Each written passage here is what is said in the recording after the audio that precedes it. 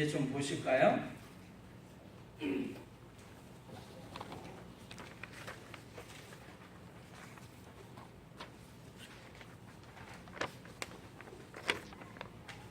누가복음 18장 9절로부터의 말씀입니다. 조금 앉아 계세요. 누가복음 18장 9절로부터 우리 14절까지의 말씀입니다. 한 목소리로 같이 읽도록 하겠습니다. 찾으셨죠? 아멘. 같이 읽습니다. 또 자기를 의롭다고 믿고 다른 사람을 멸시하는 자들에게 이 비유로 말씀하시되 두 사람이 기도하러 성전에 올라가니 하나는 바리새인이요 하나는 세리라. 바리새인은 서서 따로 기도하여 이르되 하나님이여 나는 다른 사람들 곧 토색, 불의, 간음을 하는 자들과 같이 아니하고 이 세리와도 같이 아니함을 감사하나이다. 나는 일에 2번씩 금식하고 또 소득의 11조를 드리니이다. 멀리 서서 감히 눈을 들어 하늘을 쳐다보지도 못하고 다만 가슴을 치며 이르되 하나님이여 불쌍히 여기소서 나는 죄인이로소이다 하였느니라.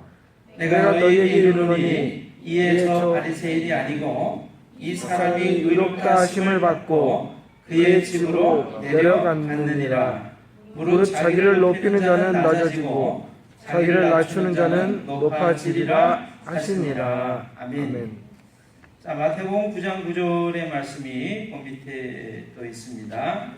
예수께서 그곳을 떠나 지나가시다가 마태라 하는 사람이 세관에 앉아 있는 것을 보시고 이르시되 나를 따르라 하시니 일어나 따르니라. 예수께서 마태의 집에서 앉아 음식을 잡수실 때에 많은 세리와 죄인들이 와서 예수와 그의 제자들과 함께 앉았더니 마태복음 10장 3절 빌립과 바돌로메 도마와 세리 마태 알페오의 아들 야고보와 다데오 이렇게 되어 있습니다. 우리 찬양을 한 장 더 함께 하시는데요. 우리 지난 가지고 계신 성경 마태복음 5장을 한번 펴주시길 바랍니다. 마태복음 5장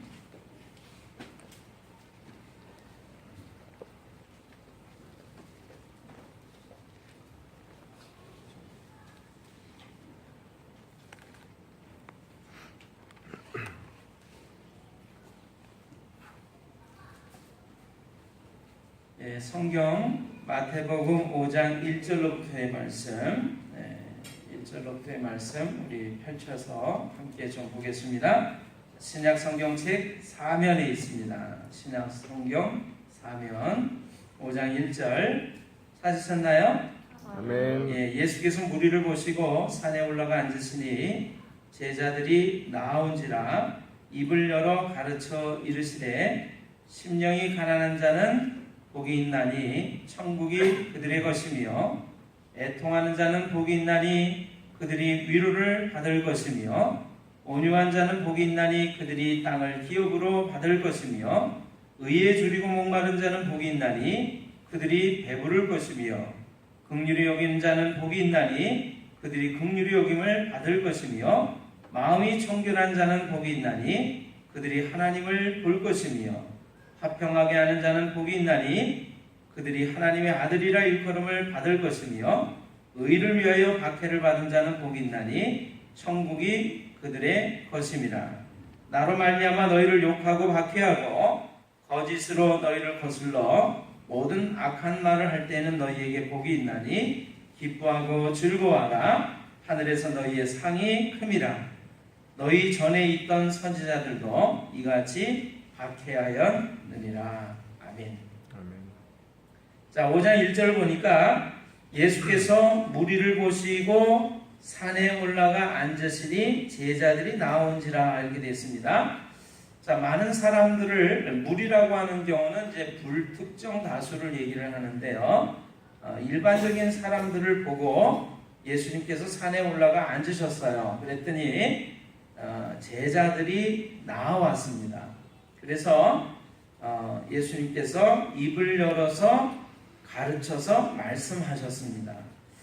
그래서 이 5장에 있는 이 이야기는 예수님이 산에 올라가서 가르치신 교훈이다. 그래서 산상수훈이라고 얘기를 합니다. 산에 올라가서 앉아서 가르치셨던 하나님의 말씀이라고 그래서 산상수훈이라고 그러는데, 이 산상수훈을 또 다른 말로 이러한 사람이 복이 있다라고 가르치셨는데, 그것이 8가지 복이에요. 그래서 팔복이라고 얘기합니다. 팔복.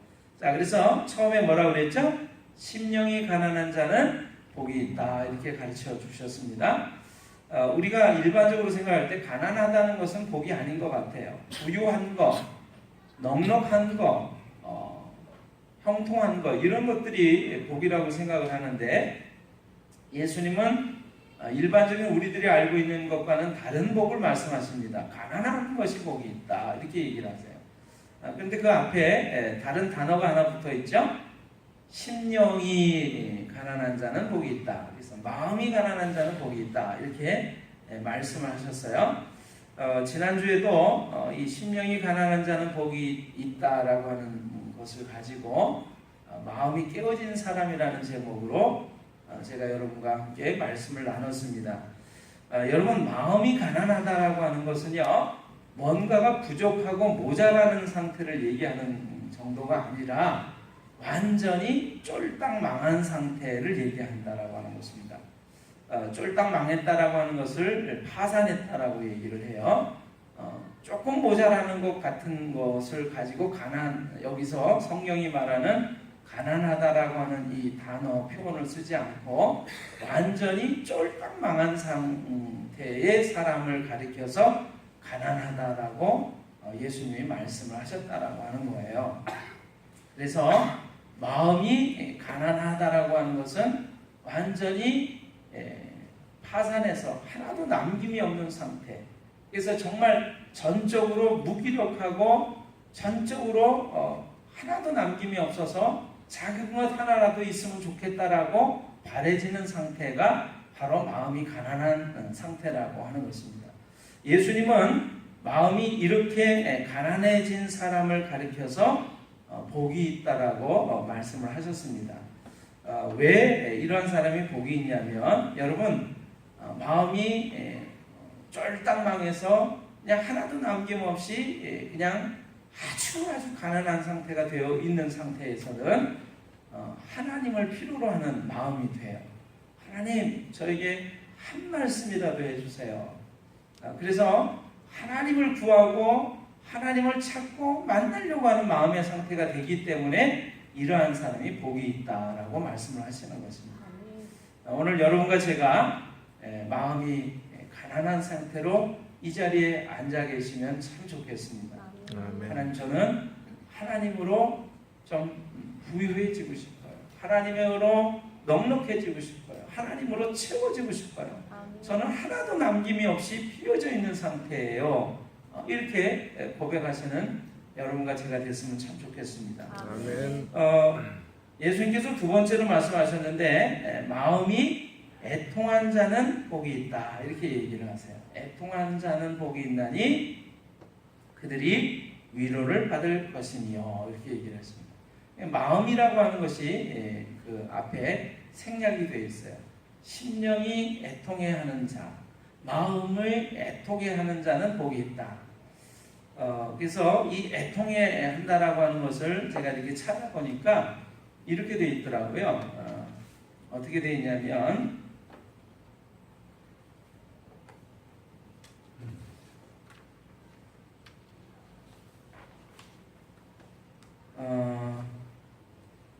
이것은 작은 슬픔을 이야기하는 것이 아니고 감출 수 없을 만큼 강한 슬픔을 의미를 한다고 합니다. 또한 마음을 아리게 할 뿐만 아니라 주체할 수 없는 눈물이 흐르게 하는 슬픔을 가리킨다고 해요. 그러니까 그냥 잠깐 슬픈 마음이 드는 정도가 아니라 너무너무 슬퍼서 그냥 저절로 가만히 있기만 해도 눈물이 그냥 왈칵왈칵 쏟아져 나오고, 그리고 마음이 막 쓰리고 아프고 고통스러운 그 상태가 이 애통해하는 상태입니다. 그래서 예수님은 마음이 애통한 자는 복이 있다 이렇게 말씀하세요. 그래서 왜 이 마음이 애통한 것이 복이 있을까라고 하는 것을 오늘 함께 은혜를 좀 나누기를 원합니다. 여러분 그 이스라엘 나라, 예수님이 사셨던 이스라엘 나라에 여러 사람들이 있지만 특별히 사람들이 아주 멸시하고 또 마음에 들어 하지 않는 그 부류의 사람들이 좀 있다라고 하면 첫째로 몸을 팔아서 먹고 살아야 하는 창녀를 얘기할 수 있습니다. 사람들이 그러한 사람들을 보면서 아주 멸시하고 또 비천하게 생각을 했죠. 그 자신들도 나는 이렇게 살아갈 수밖에 없으니까 너무나 참 고통스럽다, 또 부끄럽다 이런 생각을 하고 살아가는 이들이었어요. 그런데 이 몸을 팔고 살아가는 여인들조차도 아이고 저런 것들이 인간이라고 하면서 경멸하고 인간으로 생각하지 않는, 인간 쓰레기로 생각했던 부류의 사람들이 있는데 그 사람이 누구냐면 세리였습니다. 세리는 세금을 걷어서 나라에 바치는 일을 하는 세무 공무원을 얘기를 해요. 근데 우리들이 살아가는 시대의 세무 공무원이라고 생각하시면 안 됩니다. 세리는요, 그 당시에 로마라고 하는 그 강대국이 이스라엘을 식민지로 통치하고 있던 시대이기 때문에 이 로마에 세금을 걷어서 동족들에게서 세금을 걷어들여 가지고 로마에 갖다 바치는 일을 했어요. 그런데 이 세리들은요, 로마에다가 이 동족들의 고요를 빨아서 세금을 갖다 바치는 그런 일 정도만 하는 것이 아니라 어떻게 얘기하면 그들이 하는 행동은 매국노라고 얘기할 수가 있습니다. 여러분 한번 제가 이런 질문을 좀 드리고 싶습니다. 옛날에 우리나라에서 설문조사를 했는데요. 북한 공산당이 더 밉냐? 일본 놈들이 더 밉냐? 이렇게 질문한 적이 있어요. 설문조사를 한 적이 있어요. 여러분들은 어떻게 생각하세요? 앞에 최재형 집사님.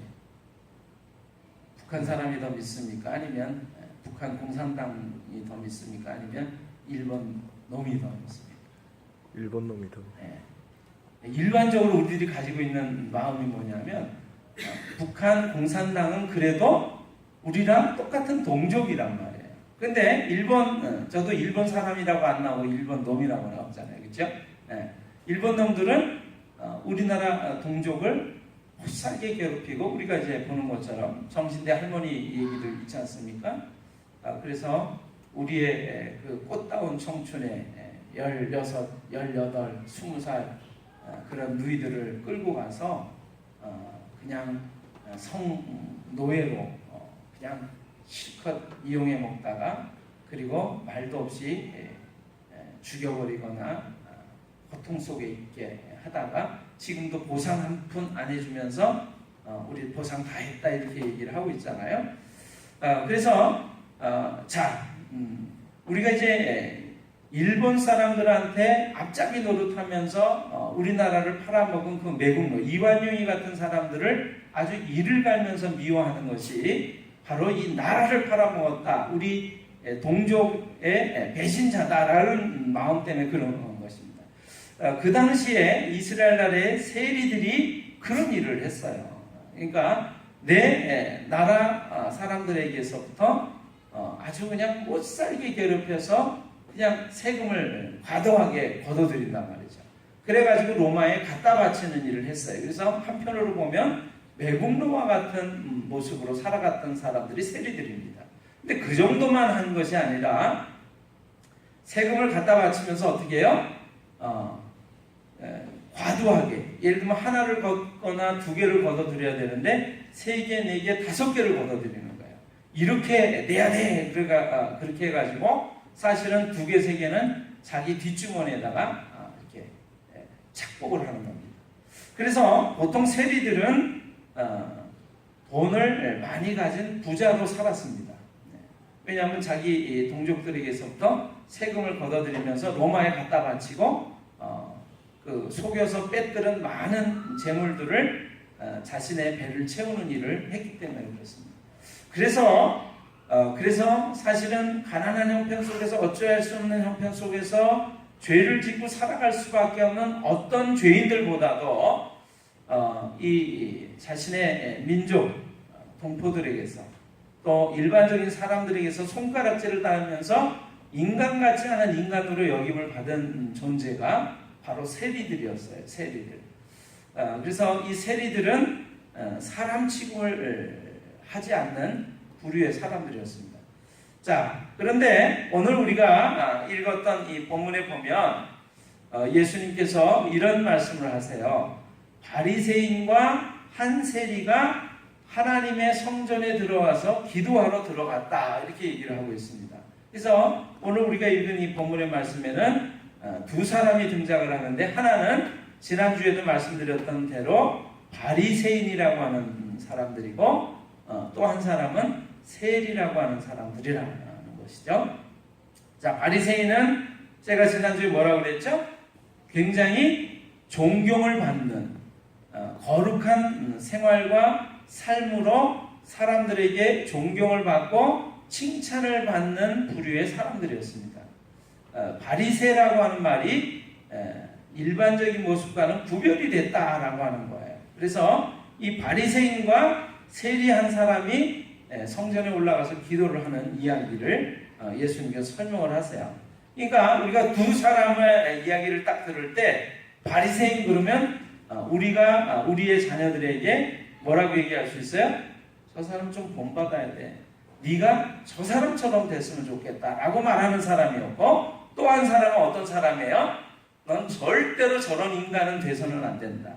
저렇게 손가락질 받고 인간 같지 않은 삶을 살아가는 저 따위 존재가 돼서는 안 된다라고 하는 한 사람이었다라고 하는 것이죠. 이 두 사람이 이제 하나님의 성전에 올라가서 기도를 하는 이야기가 나오는 것입니다. 여러분 한번 제가 좀 편안하게 좀 보려고 인쇄물을 나눠드린 거예요. 자, 가지고 계신 인쇄물 한번 좀 보겠습니다. 누가복음 18장 10절입니다. 10절. 찾으셨나요? 아멘. 네, 두 사람이 뭐하러요? 기도하러 성전에 올라가니 하나는 바리새인이요 하나는 세리라. 자, 한 사람은 너무나 우리가 존경할 만한 사람이고 한 사람은 손가락질 당하면서 인간 취급하지 않는 사람이었습니다. 자, 11절에 보니까 바리새인은 서서 따로 기도하여 이르되, 이렇게 되어 있습니다. 서서 따로 기도했습니다. 바리새인은 아까도 말씀드렸듯이 구별된 사람이잖아요. 남들과는 조금 다른 삶을 살아가요. 거룩한 삶을 살아가요. 그래서인지 모르겠는데 이 바리새인은요, 기도할 때도 따로 기도합니다. 그리고 서서 기도합니다. 이것은요, 자기 자신을 뭔가 드러내 보이려고 하는 것을 의미를 해요. 자, 바리새인은 그렇게 기도를 하는데 서서 따로 기도합니다. 그런데 뭐라고 기도하죠? 하나님이여, 나는 다른 사람들, 곧 토색, 불의, 간음을 하는 자들과 같지 아니하고 이 세리와도 같지 아니함을 감사하나이다. 우리가 시편 성경을 보시면 대체적인 그 시편의 노래가 다 감사로 시작을 하고 있어요. 하나님 감사합니다, 이렇게 시작하고 있어요. 그래서 이 바리새인의 기도도 보면 감사하는 마음을 먼저 하나님 앞에 표시한다는 거에 대해서 본다면 아주 기도를 잘 시작하고 있구나라고 우리가 생각을 좀 해볼 수가 있습니다. 하나님 감사합니다, 이렇게 하나님께 감사하는 기도를 먼저 드리고 있으니까요. 그런데 그 감사의 말 앞에 뭐라고 되어 있죠? 나는, 이렇게 되어 있습니다. 하나님이요, 나는. 이 바리새인이요, 자신을 강조를 하고 있습니다. 나라고 하는 것을 강조를 하고 있는데, 나는 감사합니다. 근데 뭘 감사해요? 다른 사람들과 같지 아니한 것을 감사합니다, 이렇게 얘기를 해요. 다른 사람은 어떤 사람이냐면 토색이라고 하는 것이 속여서 빼뜨는 것을 의미해요. 사기치는 것을 의미해요. 그래서 보통 이제 세리들이 속여서 빼뜨렸죠. 그래서 이거 100개 맞춰야 돼. 사실 50개만 맞춰도 되는데 100개 맞춰야 돼. 속여가지고 빼뜨려서 50개는 자기 뒷주머니에 넣었단 말이죠. 그래서 자기가 배를 불리고 부자가 돼서 잘 먹고 잘 살았단 말이에요. 자기 동족들은 로마의 식민지 통치하에서 가난한 삶을 이어가는데 그 가난한 중에도 세금을 막 내야 돼서 허덕이는데 이 세리들은 잘 먹고 잘 살았단 말이에요. 속여가지고 빼뜨는 것으로 인해서. 자, 그 다음에 보니까 불의한 자들, 의롭지 않은 거예요. 올바르지 않은 사람들하고 제가 같지 않은 것을 감사합니다. 그러니까 자신이 어떻다는 거예요? 의롭다는 것입니다. 의롭다는 것. 자, 간음이라고 하는 건 성적인 범죄를 의미하는데, 죄를 얘기하는데, 자신은 올바르게, 정직하게, 거룩하게 살아간다는 것을 얘기를 해요. 나는 토색, 불의, 간음하는 자들과 같지 아니한 것을 하나님 감사합니다. 그 다음에 기도하면서 눈을 살짝 좀 떠서 봤던 것 같아요. 그러면서 저쪽 구석에 세리가 있는 것을 봤던 것 같습니다. 그 세리를 딱 보면서 아마 이 바리새인은 저 세리와도 같지 않은 것을 감사합니다. 사람 같지 않은 그 세리를 보면서 세리와도 같지 아니한 것을 감사합니다. 이렇게 얘기하고 있어요. 그러니까 이것은 사실은 하나님께 감사하다고 표현하는 것 같지만 하나님 저 이런 사람이에요 라고 하나님 앞에 자랑하고 있는 것입니다. 자, 두 번째 보니까 뭐라고 또 기도하죠? 12절에 보세요. 12절. 나는 또 처음에 뭐라고 그러죠? 나는 이렇게 얘기합니다. 나라고 하는 것을 강조하고 드러내고 싶은 거예요. 이 바리새인은 기도하면서 따로 서서 기도하면서 나는 다른 사람들과 같지 않은 것 감사해요. 세리와도 같지 않은 것 감사해요. 저는 의로워요. 전 바르게 살고 있어요. 이 얘기를 하는 거예요. 그러면서 12절에 나는 일해에 2번씩 뭐 한다고요? 금식하고. 자, 7일에 2번씩 금식을 한대요. 여러분, 레위기라고 하는 성경을 보면 하나님의 백성들이 하나님 앞에서 일반적으로 금식을 하고 살아가는, 금식하는 삶을 살아야 되는데 몇 번 정도 금식하는 줄 아세요? 1년에? 최문아 권사님, 혹시 하나님의 백성들은 1년에 몇 번 정도 금식해야 될까요? 그냥 한번 생각해 보세요.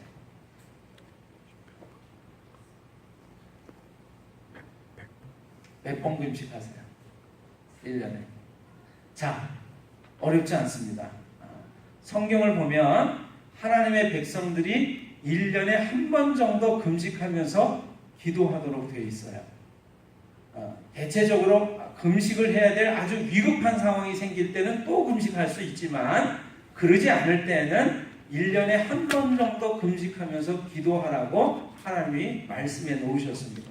근데 바리새인은 7일에 2번씩 금식하잖아요. 그렇죠? 1년에 몇 번 금식하는 거예요? 100. 대체적으로 한 100번 이상을 금식하는 겁니다. 하나님은 1년에 한 번 정도만 금식하면 좋다라고 얘기하셨는데 바리새인은 몇 번 금식했다고요? 100번 금식하는 거예요. 그러니까 하나님이 원하시는 것보다 몇 배를 더 하고 있어요? 100배를 더 하고 있어요. 그러니까 얼마나 바리새인이 자랑스러운지 아시겠죠? 하나님 나는 일에 2번씩 금식하고 또 뭐라고 얘기합니까? 소득의 11조를 드리나이다. 소득의 11조를 드립니다. 이렇게 얘기했어요. 근데 바리새인들의 11조는요, 우리들이 알고 있는 대로 소득의 10의 1을 드리는 게 아니라 자신들이 음식을 만들어 먹다가 양념, 고춧가루, 후춧가루, 뭐 이런 마늘 이런 양념도 넣어야 되잖아요. 그렇죠? 그런 양념도 10의 1을 딱 구분해 놨어요. 양념에 11조도 드렸어요. 그래서 가난한 사람들을 위해서 드리는 것 뭐 이거저거 하면 실제적으로 10의 2에서 3은 최소한 드렸다고 해요. 그러니까 소득의 11조라고 하는 것은 하나님 저는 기본적으로 소득의 11조는 하나님께 드립니다. 그런 삶을 삽니다. 라고 하는 얘기예요. 자, 하나님께 기도하는데 대체적으로 이 바리새인의 기도는 어떤 내용이에요? 하나님 나는 이런 사람입니다라고 자랑하고 과시하는 것으로 기도의 내용이 주된 것을 이루고 있다라고 하는 것입니다. 그런데 바리새인의 기도와는 다르게 자, 세리의 기도는 어떤가 한번 보세요. 세리의 기도. 자, 13절 보겠습니다. 세리는 멀리 서서, 그렇죠? 하나님 앞에 감히 하나님 성전 앞에 나오지도 못해요. 멀리 서가지고 감히 눈을 들어 하늘을 쳐다보지도 못하고, 하늘을 쳐다보지도 못한다는 것은 하나님을 만나볼 면목이 없다라고 하는 얘기예요. 근데 여기 보세요. 뭐라고 되어 있어요? 하늘을 쳐다보지도 못하고 다만 가슴을 치며, 말로만이 아닙니다. 마음의 상태만이 아니라 마음의 애통하고 슬픈 상태가 어떻게 나타났어요? 행동으로도 나타났어요. 가슴을 치는 행동으로 나타났어요. 가슴을 치면서 뭐라고 얘기합니까? 하나님이여 불쌍히 여기소서. 나는 죄인으로소이다. 여러분, 오늘 예수님께서 말씀하시는 이 말씀 가운데 두 사람이 나왔다고 얘기했습니다. 바리새인과 세리가 나왔습니다. 한 사람은 사람들이 다 칭찬하면서 우러러보는 사람이었고, 한 사람은 손가락질하는 사람이었습니다. 근데 그 두 사람의 기도는 정말 달랐어요. 바리새인의 기도는 나는 하나님, 나는 이렇습니다라고 자신이 얼마나 올바르게 의롭게 살아가는 것을 얘기를 했고 자랑을 했고, 다른 사람과 자기를 비교하면서 평가하면서 자기를 드러내는 기도를 했어요. 근데 세리의 기도는 바리새인과 다르게 자기 자신을 살펴볼 때마다 하나님 앞에 뭔가 내세울 만한 게 하나도 없는 거예요. 근데 이것이 너무나 고통스럽고 애통해하는 상황이 된 거예요. 여러분, 가슴을 치면서 하늘을 우러보지도 못하면서 가슴을 치면서 얘기합니다. 하나님이여 나를 불쌍히 여기소서. 나는 죄인으로소이다. 이것이 세리의 기도였습니다. 여러분, 예수님께서 뭐라고 그러셨냐면 이 두 사람 중에 누가 의롭다 하는 말씀을 듣고 의롭다, 괜찮다, 용서함을 받고 집으로 먼저 내려가는 줄 아느냐? 세리다. 이렇게 얘기를 하셨어요. 우리가 생각할 때는 바리새인일 것 같았는데 하나님께서는 세리가 의롭다라고 말씀해 주시고 세리를 용서하셔서 먼저 집으로 내려갈 수 있도록 해주셨다는 거예요. 그래서 예수님께서 말씀하십니다. 14절을 보세요. 내가 너희에게 이르노니 이에 저 바리새인이 아니고 이 사람이 세리가 의롭다 하심을 받고 그의 집으로 내려갔느니라. 무릇 자기를 높이는 자는 낮아지고 자기를 낮추는 자는 높아지리라 하시니라. 자, 제가 왜 이 말씀을 드리냐면 예수님은 12명의 특별한 제자를 택하셨습니다. 부르셨어요. 수천 명, 수만 명의 제자들이 예수님을 쫓아다녔습니다. 그런데 그 많은 제자들 가운데서도 12명의 특별한 제자를 택하셨는데 그 제자들을 사도라고 불렀습니다. 12명의 사도 가운데 여러 직업의 사람들이 있었습니다만 한 사람이 마태라는 사람이 있었는데 이 마태라고 하는 사람의 직업이 세리였어요. 여러분, 그 세리를 마태라고 하는 세리를 예수님이 어떻게 부르셨는가, 제자로 부르셨는가 하는 것이 마태복음 9장 9절에 기록이 되어 있는데 그것을 여러분들에게 오늘 인쇄물로 나눠드렸습니다. 한번 같이 읽어볼까요? 마태복음 9장 9절 찾으셨죠? 네. 같이 읽습니다. 예수께서 그곳을 떠나 지나가시다가 마태라는 사람이 세관에 앉아있는 것을 보시고 이르시되 나를 따르라 하시니 일어나 따르니라. 예수께서 마태의 집에서 앉아 음식을 잡수실 때에 많은 세리와 죄인들이 와서 예수와 그의 제자들과 함께 앉았더니.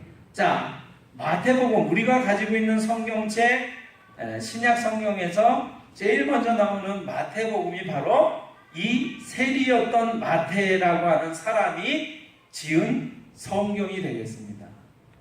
이 세리 마태가 예수님의 제자로 부르심을 받아서 예수님을 따라다니다가 나중에 이제 예수님의 행적들을 이렇게 기록을 해가지고 하나님의 말씀을 전도하려고, 전하려고, 증거하려고 기록한 성경이 마태복음이 되겠어요. 자, 하나님은, 예수님께서는 그 수많은 직업, 수많은 사람들 가운데서 많은 사람들이 손가락질하면서 인간으로 취급을 하지도 않던 세리라고 하는 직업을 가졌던 마태를 불러서 제자로 삼으셨어요. 근데 처음에 예수님께서 지나가시다가 마태라고 하는 사람이 세관에 앉아 있는 걸 봤습니다. 세리의 직업을 가졌기 때문에 세무 일을 하고 있는 세리들이 앉아서 일을 하는 세관에 앉아 있었던 것이죠. 근데 마태를 보면서 예수님께서 나를 따라오너라 이렇게 얘기를 하십니다. 나를 따르라. 그러니까 성경에 마태가 일어나 따르니라 이렇게 되어 있어요. 제가 지난번에도 요한복음에 대한 말씀을 전하면서 이런 이야기를 드린 적이 있습니다. 우리가 요한복음을 좀 읽어보면요, 예수님께서 특별히 베세다 사람, 어부의 집이라고 부르는데 물고기 잡는 어부들이 사는 마을이 있었어요. 갈릴리 마을이죠. 그 마을에 동네 사람들이 있었는데 형님 아우 그러면서 서로 친하게 지내는 그런 동년배 그런 사람들이 있었습니다. 처음에 한 사람이 예수님을 만났어요. 근데 이 사람이 예수님을 만나고 나서는 와, 이분이 구세주구나, 그걸 깨닫고 믿게 된 다음에는 달려가서 동네 사람한테, 자기 친구한테, 동네 친구한테 얘기합니다. 또 형제한테 얘기합니다. 형님, 내가 오늘 예수님 만났는데 그분이 하나님의 아들이 분명해요. 형님도 그분 좀 한번 만나보세요. 그래가지고 예수님 믿게 되고, 또 그 사람들이 또 자기 친구들한테 예수님을 전하면서 예수님 믿게 됩니다. 그 이야기가 요한복음 1장에 쭉 기록이 되어 있어요. 베드로가, 또 요한이, 안드레가, 빌립이 어떻게 한 동네 사람이라고 하는 것이 나오면서 어떻게 예수님을 믿게 됐는가가 나옵니다. 근데 이 빌립이라고 하는 한 제자가 또 한 명의 친구를 데리고 오는데 그 친구 이름이 나다나엘이라고 하는 친구예요. 이 나다나엘을 데리고 이제 예수님 앞에 데리고 오는데, 이 나다나엘이 말이죠, 예수님이 출신 지역을 딱 듣더니 나사렛에서 왔다라고 하니까, 야, 나사렛에서 무슨 좋은 게 나겠냐. 예수님의 출신 지역을 딱 듣고는 별로 기대할 것이 없다고 생각을 해요. 그래도 불구하고 친구가, 야, 와봐, 그래도 한번 예수님 만나봐. 그래가지고 강권하니까 할 수 없이 예수님 앞에 나옵니다. 근데 나다나엘을 딱 보는 순간 예수님께서 너 참 간사한 것이 없는 진짜 이스라엘 사람이구나 하고 칭찬을 해주십니다. 그러니까 이 나다나엘이 첫 번 딱 자기를 보는데 자기가 어떠한 사람인지를 얘기하니까 나를 그렇게 알아주니까 기분이 좋네 이래야 되는데, 당신은 어떻게 나를 그렇게 금방 알아볼 수 있어요? 하면서 퉁명스럽게 얘기를 해요. 그랬더니 예수님께서 네가 나를 만나러 오기 전에 네가 무화과 나무 아래에 있을 때부터 내가 봤다, 이렇게 예수님 말씀하십니다. 그 이야기를 딱 듣더니 나다나엘이 예수님을 하나님의 아들로 고백을 합니다. 이스라엘 사람들은요, 대체적으로 무화과 나무 아래에서 기도하는 습관을 가지고 있습니다. 기도할 때는 그 무화과 나무 아래에 가서 기도를 해요. 그런데 나다나엘이 예수님을 만나기 전에 무화과 나무 아래에 있었다는 것을 어떻게 예수님이 아셨을까요? 그분이 하나님이시기 때문에, 하나님의 아들이셨기 때문에 나다나엘이 그 무화과 나무 아래에서 어떠한 마음으로 기도했는지를 보셨다는 거죠. 아셨다는 거죠. 그 이야기를 하는 순간에 이 나다나엘이 예수님을 나의 주님으로, 하나님의 아들로 고백을 합니다. 여러분, 마찬가지로 이 마태라고 하는 사람을 예수님께서 지나가시다가 야, 너 나 따라와. 그러니까 마태가 알았어요 하고 따라가지 않았다라고 하는 것이죠. 우리가 성경에서 볼 때 이 한 문장으로 되어 있는 이야기가 사실은 얼마나 많은 이야기를 함축하고 있는가라고 하는 것을 생각해 보셔야 돼요. 사실은 아마도 마태는 끊임없이 예수님에 대한 이야기를 들었을 것입니다. 그럼에도 불구하고 이 세리처럼 말이죠. 내가 어떻게 하나님 앞에 나아갈 수 있는가? 어떻게 내가 예수님과 같은 분을 내가 쫓아갈 수 있는가라고 고민을 했을 거라고 하는 것이죠. 그런데 그 삶 속에서 세리라고 하는 직업을 할 수 없이 유지해 가면서 몸부림치고 있던 마음이 애통해하는 이 마태를 예수님이 만나셨을 때 그 마태의 마음속을 꿰뚫어 보셨다라고 하는 거예요. 자, 바리새인과 세리가 하나님 앞에 나와서 기도할 때 여러분 성경을 이렇게 얘기합니다. 사람은 외모를 보거니와 나 여호와는 중심을 보느니라. 사람의 마음을 보느니라. 이렇게 말씀하세요. 오늘 여러분과 제가 근사한 모습으로 앉아있든 안 앉아있든 그것이 상관없습니다. 하나님이 보시는 것은 우리의 외모를 보는 것이 아니라 뭐를 보신다고요? 마음속을 보고 계시는 거예요. 그래서 우리가 마음속 깊은 곳에서 하나님을 향한 갈망이 있는가? 하나님을 구하는 그 마음이 있는가? 내 자신의 모습 때문에 애통해하면서 몸부림치는 그 모습이 있는가를 하나님이 보신다는 거예요. 그러니까 오늘 우리가 세리와 같다는 것을 고백할 때 하나님은 오히려 우리를 기뻐하십니다. 그래서 제가 아까 이사야서 말씀을 우리가 예배를 시작하기 전에 제가 읽었어요. 뭐라고 읽었냐면 이사야서 66장 2절의 말씀인데 나 여호와가 말하노라. 물은 마음이 가난하고 심령에 통해하며 내 말을 듣고 떠는 사람 그 사람은 내가 돌보려니와. 하나님의 말씀을 들으면서 이렇게 살아야 된다 그럴 때 우리의 마음이 하나님 저는 그렇게 살지 못했어요. 어떻게 하면 좋아요? 하나님 저는 아무리 살려고 몸부림을 쳐도 현재의 삶 속에서 하나님을 구하고 찾고 두드리는 삶이 되어지질 않습니다. 하나님 저는 세리와 같습니다. 이렇게 고백할 때 하나님은 그러한 우리를 돌보시고 붙잡으신다는 거예요. 바리새인 제가 그래서 이 말씀을 보면서 그런 생각을 했습니다. 종종 우리가 세리가 아닌 바리새인이 될 때가 많아요. 저 자신도 기도하면서 삶을 살아가면서 다른 사람하고 나를 비교하고 평가하고 그리고 내가 그들보다는 좀 낫지 않는가라고 생각할 때가 많다는 거죠. 하나님은 그러한 마음이 높은 자를 기뻐하지 않으세요. 하나님 앞에서 섰을 때 하나님 저는 세리와도 같습니다. 사람들이 정말 너는 인간 같지 않은 인간이구나 이렇게 손가락질하면서 정말 살려고는 하지만 그렇게 살 수 없는 몸부림치면서 살 수밖에 없는 그 모습인 것을 애통해하면서 하나님 앞에 엎드리는 그 마음. 자, 그래서 오늘 결론적으로 말씀드린다면 마음이 애통한 자는 복이 있다.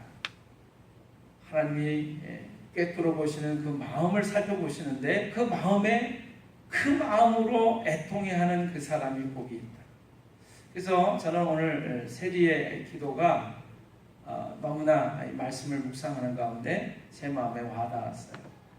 하나님이여 나를 불쌍히 여기소서. 나는 죄인이로소이다. 오늘 우리가 하나님 앞에 나올 때 세리와 같은 애통해하는 마음을 가지게 된다면 복이 있는 줄로 믿습니다. 아멘. 그러한 세리 마태를 예수님은 만나신 것이고 제자로 불러주신 것이고 사도로 택해 주신 것이지요. 오늘 여러분과 저를 하나님의 자녀 삼아 주신 것은 바리새인과 같은 올바르게 잘 살고 있다라고 자랑할 거리들이 많기 때문에 넘치기 때문에 우리를 택해 주신 것이 아니라 하나님 저는 너무나 부족해요. 하나님으로 저는 부유해지고 싶어요. 하나님, 이러한 모습을 제가 볼 때마다 너무나 마음이 슬퍼요. 눈물이 저절로 나와요. 하나님 앞에 설 때마다 너무나 부끄러워서 가슴을 칠 수밖에 없어요. 그런 중심을 외칠 때 하나님 우리를 만나주시고 하나님을 자녀 삼아주시고 우리를 붙들어 주신다라고 하는 것입니다. 오늘 여러분과 제가 그래서 복이 있는 사람이 되는 줄로 믿습니다. 아멘. 그렇게 한 주간을 복 있는 사람으로 살아가시는 여러분과 제가 되시기를 주님의 이름으로 축원합니다. 아멘. 기도하겠습니다.